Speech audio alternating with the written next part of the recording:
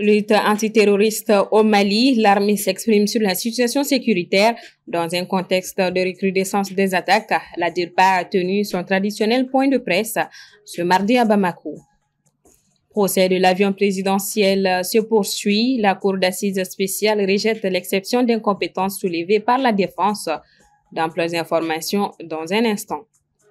Le tribunal de commerce de Bamako a placé le complexe minier de Loulo-Goungoto sous administration provisoire pour 6 mois. Il s'agit de la plus grande mine d'or du pays, détenue majoritairement par le groupe canadien Barrick Gold. Cette décision survient après 2 années de tension entre la société minière et l'État malien. Ravi de vous retrouver, mesdames et messieurs, bonsoir. Ce 17 juin 2025, la direction de l'information et des relations publiques des armées a tenu son traditionnel point de presse. Cette rencontre avec la presse intervient dans un contexte marqué par une recrudescence des attaques terroristes, alors que le Mali continue de faire face à d'importants défis sécuritaires. Assetoumani Koulibaly. Depuis le mois de mai, le Mali n'a cessé d'enregistrer des attaques terroristes. C'est dans ce contexte que la DIRPA a convié la presse afin de dresser un bilan et d'exposer les actions entreprises par les forces armées maliennes dans le cadre de la lutte antiterroriste. Pour le directeur de la direction de l'information et des relations publiques de l'armée, ce point de presse intervient dans un climat particulièrement critique, marqué notamment par des attaques kamikazes et autres, dont le but est de déstabiliser les pays de l'Alliance des États du Sahel. Des opérations aéroterrestres ont permis de détruire plus de 30 sanctuaires et dépôts logistiques et de neutraliser plusieurs terroristes sur l'ensemble du territoire national. L'assaut mené avec efficacité a permis la neutralisation d'une bonne dizaine de terroristes, dont des officiers déserteurs des forces armées maliennes. À Djoura, Boulkessi, Tombouctou, Tibi et hier tout près à Diafarabé, avec des tirs de mortier, mais qui n'ont pas atteint l'emprise, pour ne citer que ceci. Les arrestations de terroristes, y compris d'étrangers impliqués dans des préparatifs d'attaque, figurent parmi les principales actions menées par les forces armées pour sécuriser les populations, et pas seulement. Il y a eu des arrestations d'étrangers dans certaines villes du centre comme du nord, des arrestations d'hommes en train de consolider des plans d'attaque, des camps et certains points sensibles. Les groupes armés terroristes ont envoyé des complices sillonner les grandes villes pour recueillir le maximum d'informations en vue d'agir. C'est pourquoi les contrôles, de jour comme de nuit, se sont intensifiés, notamment à Bamako et environ, pour préserver des vies. Le directeur de la DIRPA a dans son intervention exhorté les médias nationaux à faire preuve de plus de vigilance, mettant en garde contre le risque de se retrouver comme certains médias étrangers qu'il n'a pas hésité à citer, associés aux groupes terroristes. De plus, faites le constat, ils sont soutenus par certains médias français, connus de tous. Je vais nommer ouvertement RFI, France 24, Jeune Afrique.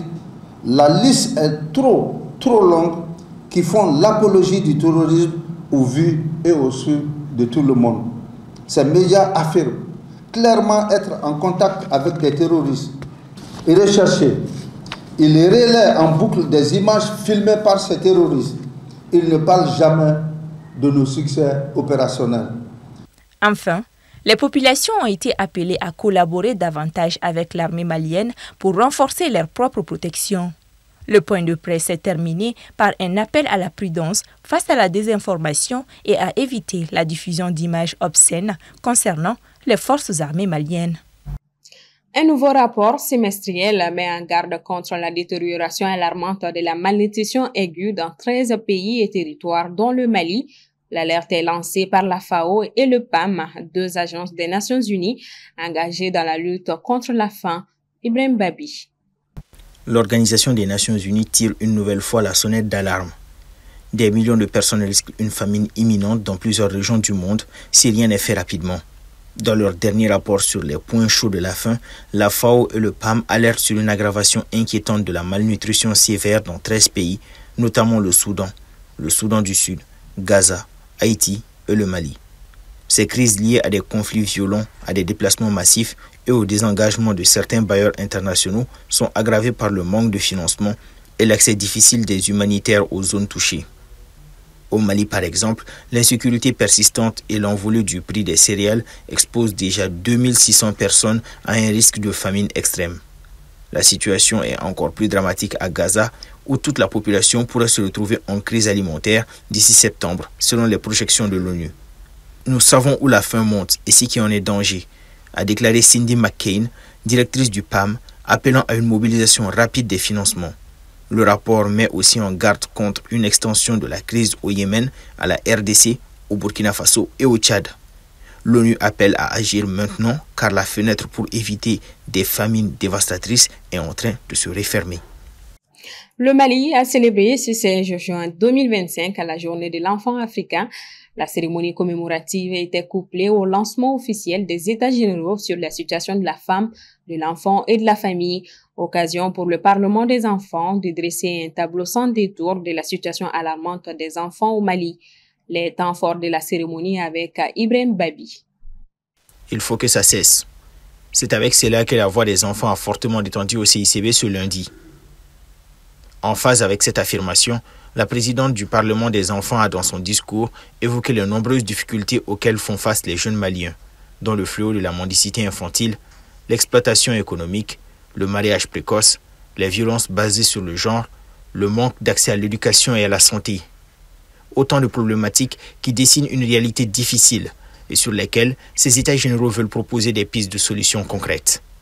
Les enfants ici au Mali sont confrontés à un certain nombre de problèmes comme le travail des enfants, le mariage précoce, la déscolarisation des filles et surtout l'insécurité maintenant auquel les enfants sont exposés.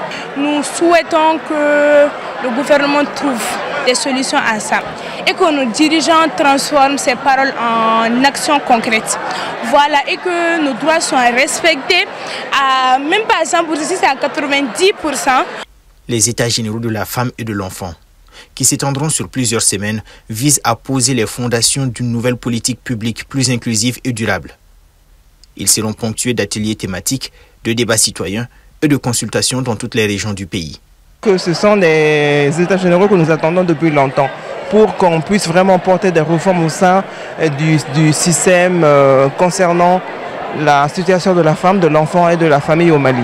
Et nous avons élaboré un TDR qui prend en charge beaucoup de nos préoccupations. Et je pense qu'il y aurait des changements parce qu'il en fallait. La société a évolué. Il y a eu des lois qui ne sont plus en phase avec l'état actuel du pays. Il y a eu beaucoup de changements et je pense que vraiment ça c'est vraiment une aubaine pour porter du bien-être dans la situation de la femme, de l'enfant et de la famille au Mali. En réponse, la ministre de la Promotion de la femme, de l'enfant et de la famille a réaffirmé l'engagement de son département à transformer ces constats en action. Elle a notamment évoqué des progrès déjà recensés et des réformes en cours pour renforcer le cadre juridique de protection des enfants, améliorer l'accès aux services sociaux de base et soutenir les familles vulnérables. Parmi les priorités, la mise en place d'un plan de lutte contre la mendicité infantile, la scolarisation des filles, ainsi qu'un renforcement des mécanismes de signalement des violences.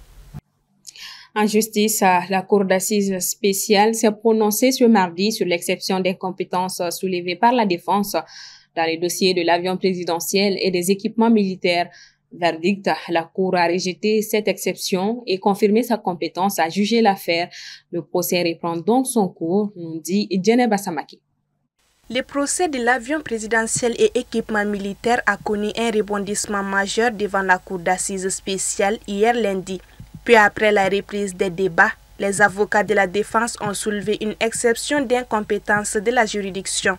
Leur argument reposait sur les changements législatifs fondamentaux survenus depuis le 13 juin 2025 avec l'entrée en vigueur du nouveau code de procédure pénale qui ne prévoit plus l'existence de la cour d'assises. La défense estime que ce nouveau code modifie les règles de compétences des juridictions et que la cour d'assises spéciale ne serait plus la juridiction appropriée pour ce type de dossier, potentiellement en raison de la suppression des cours d'assises ou de la création des juridictions spécialisées pour les crimes économiques et financiers. Elle a dès lors demandé à la cour d'assises de se déclarer elle-même incompétente pour juger cette affaire. Face à cette situation inattendue, la cour a suspendu l'audience après un bref retrait pour délibérer. Dès la reprise ce mardi 17 juin, la cour a statué sur cette exception soulevée par la défense en la rejetant. La cour s'est arguée de l'article 56 de la loi portant organisation judiciaire en République du Mali. La cour disposant toujours de la compétence nécessaire pour trancher sur les charges pesant contre Mme Bouarefili Sissoko et ses co-accusés, le procès reprend son cours normal avec des témoignages, notamment celui du gérant de Gostar, société avec laquelle l'État du Mali avait signé un protocole d'accord pour l'achat des équipements militaires. Rappelons que Oumar Tatamli, ancien Premier ministre, et Madani Touré, ancien ministre délégué au budget au moment des faits, sont convoqués pour comparaître le 19 juin 2025. Cette comparution a été exigée par la Cour d'assises et acceptée par la Cour suprême suite à une demande de Bouarefili Sissoko qui, selon elle et sa défense, sont cruciaux à la manifestation de la vérité. Ce lundi, le tribunal de commerce de Bamako a ordonné la mise sous administration provisoire pour une durée de 6 mois du complexe minier de Loulo-Goungoto, la plus grande mine d'or du Mali, majoritairement contrôlée par la société canadienne Barrick Gold. Cette décision intervient dans un contexte de tensions persistantes depuis 2 ans entre le gouvernement malien et les géants miniers. Soumaïla Fani. Le bras de fer que se livrent le groupe minier Barrick Gold et le gouvernement du Mali a connu un nouvel épisode ce lundi 16 juin. Le tribunal de commerce de Bamako a ordonné que la mine d'or de Loulo-Goungoto soit mise sous administration provisoire pendant 6 mois. Réclamée par le gouvernement, cette mesure permet de relancer les activités d'extraction à l'arrêt depuis janvier sur ce site, un des plus importants gisements aurifères au monde, détenu à 80% par Barrick Gold et à 20% par le Mali. Nommé administrateur provisoire à la suite de cette décision judiciaire, Zoumana Makadji, expert comptable et ancien ministre de la Santé, aura la tâche d'ouvrir la mine dans les plus brefs délais. Selon les autorités, cette mesure permet de protéger les intérêts économiques nationaux et évite la fermeture brutale de la mine en l'absence d'un accord révisé. Face à cette décision, Barrick Gold, dont plusieurs employés restent emprisonnés, annonce dans un communiqué qu'il maintient son arbitrage devant le Centre international pour le règlement des différends. Mais le groupe canadien signale aussi qu'il reste engagé à dialoguer avec l'État malien. Pour rappel, au nom de la souveraineté économique du pays, le Mali a fait de la lutte contre la corruption et de la restauration de la souveraineté nationale sur les ressources naturelles ses mantras. Il a accordé une attention toute particulière aux revenus juteux de l'industrie minière. En 2024, il a réformé son code minier et s'est engagé dans un bras de fer avec les majors qui produisent l'or dans le pays. Les échanges de frappes entre Israël et l'Iran ont repris dans la nuit dernière, en dépit des appels à la retenue de la communauté internationale. Israël vise désormais ouvertement le guide suprême iranien, l'ayatollah Khamenei, qui a de son côté lancé de virulentes menaces, affirmant qu'Israël brûlera. Le président américain appelle à une cessation immédiate des hostilités. Aminata Keita. Nous sommes au 5e jour de confrontation entre les deux grands ennemis que sont l'Iran et l'Israël. Ce mardi, Israël a affirmé avoir visé des sites militaires en Iran et des infrastructures de stockage et de lancement de missiles sol-sol et tué Ali Sadmani, un important commandant militaire iranien, lors de nouvelles frappes aériennes au cœur de Téhéran. Israël a également visé la télévision publique iranienne qui s'est produite en plein direct.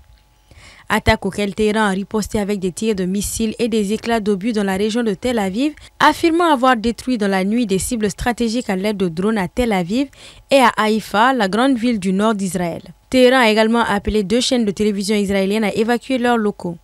Ce matin, des explosions ont eu lieu au-dessus de Tel Aviv et Jérusalem avec des attaques massives de drones utilisant des armes nouvelles et avancées.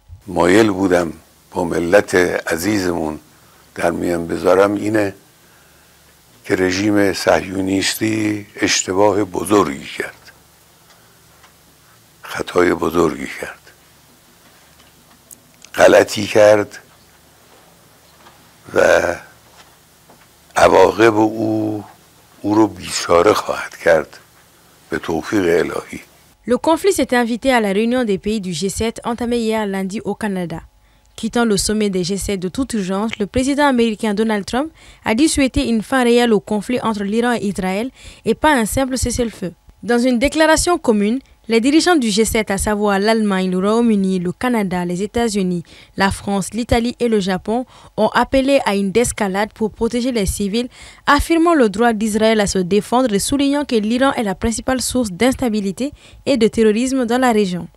Dans une interview à la chaîne de télévision américaine ABC, le premier ministre israélien Benjamin Netanyahou a lancé un appel au peuple iranien pour qu'il se soulève contre la tyrannie, estimant qu'assassiner le guide suprême iranien, l'ayatollah Ali Khamenei, mettrait fin au conflit. אנחנו חיסלנו את הצמרת הביטחונית של איראן, כולל 3 רמטכ"לים, מפקד חיל האוויר שלהם, 2 ראשי אמ"ן, 2, אתמול חיסלנו עוד אחד, גם של הצבא וגם של משמרות המהפכה. אנחנו פגענו בראש אגף המבצעים שלהם, אנחנו מחסלים אותם אחד אחר השני, גם כאן עוד היד נטויה. De son côté, le guide iranien l'ayatollah Ali Khamenei, à la tête de l'Iran depuis 1989, promet de bombarder Israël sans relâche. Voilà donc qui referme ce 1945. Merci de votre constante fidélité. Bonsoir à tous et à demain.